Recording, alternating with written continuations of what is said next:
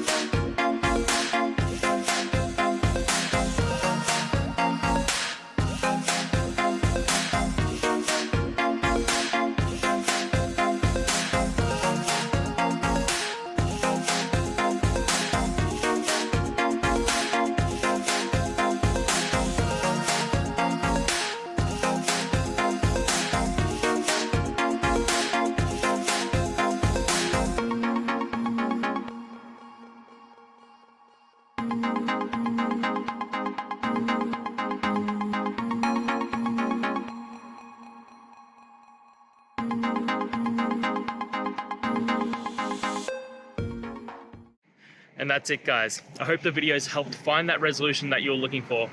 And if it did, please hit subscribe. I'd really appreciate it.